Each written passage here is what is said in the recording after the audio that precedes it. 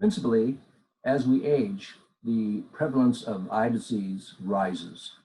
That includes diabetes, macular degeneration, glaucoma, all of the major eye diseases with some type of, and other diseases that have systemic conditions that impact the eye rise dramatically. So that impacts significantly because they're the most vulnerable. They reduce their function, their accessibility, their social participation, and every aspect of the advancing age causes impact on function as well as impacting their families. So either by increased costs, increased transportation, or increased social services. Many of the eye diseases that we encounter are first treated with topical medications.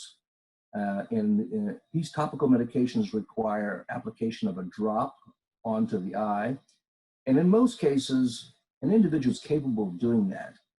However, there are occasions when individuals may have limited motor capabilities or isolation, and they can't put the drops in their own eyes. And so therefore, they either overuse it or underuse it. Or they may even forget to use it. In the aspects of the social aspects of it is refill.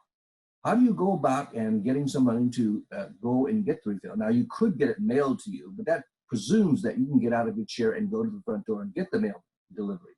That is a challenge. So I think what I see is two parts again. One is the ability to get the medication or compliance, and number two is to be able to have it delivered or accessible, available at a time, either by mail or having to go to the post, to the pharmacy itself. So those are challenges, both two challenges. The attention to population health is probably the first thing. We've never actually, surveyed or taken a cross-sectional analysis of the population at hand. We've been attending mainly to the under 65 crowd. I have personally worked in the last 7 years in the population of over 65. As a matter of fact, the mean age of the study groups that I've been following, or the populations I've been involved, is 70 years old. These may include transportation difficulties, food security, the ability to communicate, the availability of exercise or motion control, things of that sort that I've been involved with, the social determinants of health. I've been evaluating transportation, economics, as well as food security, insecurity in regards to population health. So the other things we do is we try to relate and find out some of the comorbidities associated with eye disease. It could be diabetes, hypertension, cognition. These are the things that we're also starting to collect. Now, the last thing I wanted to say is that sometimes care cannot be given easily.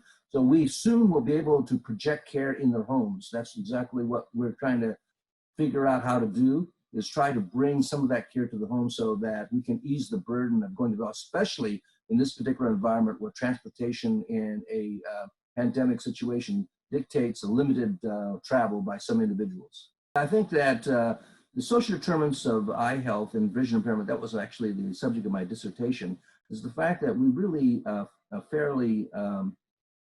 we treat the eye, and we may even consider the comorbidities, but frequently we don't consider how that impacts an individual's performance in society in relation to their family or their public.